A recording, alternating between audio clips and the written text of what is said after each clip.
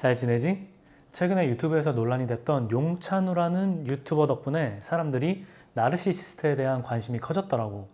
엄청 자신감 있고 확신에 찬 표현을 하는 유튜버야. 실제로 그 사람이 했던 행동 위주로 간략하게 살펴보면 자기 생각에 맞는 몇 가지 특이한 사실들을 확대해서 가져와서 일반적으로 적용해 버리는 경향이 크고, 자기가 만든 영상에 반대 의견을 내는 사람들은 막 조롱하면서 모욕을 준다거나, 자기 말을 믿는 사람들은 좋은 사람이라고 하고 자기 말을 믿지 않는 사람들은 미디어에 세뇌된 사람들이라고 이야기하더라고. 최근에는 헬스하는 사람들을 비하하는 발언을 해서 논란이 되고 있지. 이 사건을 보면서 요즘 내가 추구하고 있는 방향성에 대해 생각하게 되더라고. 어떻게 하면 더 멋지고 자신감 있는 사람이 되는지에 대해 고민 중이었거든. 이런 자신감이 과해지면 저렇게 오만해 보이는 사람이 될 수도 있겠다라는 생각이 들었어. 사실 오히려 나는 반대쪽으로 과한 성격이었어. 예를 들어 나는 치킨을 먹을 때 닭가슴살이 좋더라고. 그리고 치킨무도 안 먹어. 그래서 내 대학 베스트가 나를 최고의 치킨메이트라고 불러줬었어. 나랑 치킨 먹으면 닭다리랑 치킨무를 마음껏 먹을 수 있으니 말이야. 그런데 어느 날 그런 생각이 들더라고. 난 정말 닭가슴살을 좋아하는 사람일까? 닭다리가 싫어서 진짜 안 먹는 걸까? 좀 냉정하게 생각해 보려고 하니까 가슴살이던 다리살이던 사실 나는 별로 중요하지 않더라고. 그냥 치킨이 맛있는 거잖아. 나에게 중요한 건 다른 사람들이 좋아하는 것이었어. 사람들이 높은 확률로 닭다리를 좋아하니까 내가 닭가슴살을 좋아하면 그 사람들에게 편안한 사람이 되겠다고 생각한 거지. 맞아. 이게 내가 중요하게 생각하는 거야. 다른 사람에게 불편한 존재가 안 되는 것. 심리학에서는 이런 게 병적으로 심해진 사람을 에코이스트라고 말하더라고. 그러니까 용찬우 같은 나르시시스트가 강하게 주장하면 나 같은 에코이스트들은 수용하고 받아들이는 그런 관계가 되는 거지. 이걸 큰 관점으로 본다면 이 사회가 굴러가는 모습이 보이는 것 같기도 해. 주변에 보면 강하게 주장하는 사람이 한두 명이 있고 크게 반발하지 않고 내버려두는 대부분의 사람들이 있잖아. 그러니까 사회는 주장하는 사람과 받아주는 사람으로 굴러간다고 이야기할 수 있을 것 같아. 물론 이렇게 주장하고 받아들이는 관계가 문제가 되지 않는 이유는 이해라는 것이 작동해서일 거야. 주장하는 사람이 분위기 파악하면서 적당히 주장하고, 받아들이는 사람이 사회성을 발휘해서 이해하는 방식이지. 다시 말해서 사람들은 나르시스트든 에고이스트든 어느 한쪽의 성향을 가지고 있지만 적당히 하기 때문에 문제가 되지 않아. 간혹 문제가 되는 경우는 이번 유튜버 사건처럼 과했을 경우지. 그럼 왜 이런 차이가 생길까? 그래서 나의 성장 과정을 한번 생각해 봤어. 아무래도 성장 과정에서 한쪽으로 방향이 잡히고 그것이 계속 반복되면서 나의 성격으로 굳어졌다는 생각이 들었거든. 내가 경험한 성장 환경은 부모님이 바쁘셔서 나를 봐줄 시간이 없는 환경이었어.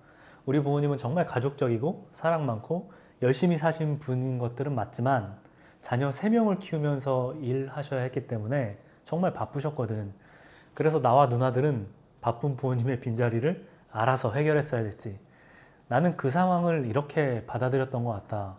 나는 속 안 썩이고 말 잘 듣고 할 일 잘하는 쓸모 있는 사람이 되어야 해 라고 말이야.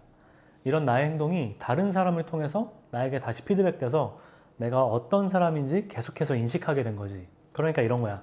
내가 만약에 타인을 배려하면 상대방에게 이런 말을 듣게 되지. 너는 다른 사람을 잘 배려하는구나. 이런 반응을 듣고 나는 내 스스로 나는 배려를 잘하는 사람이구나 라고 다시 인식하는 거지.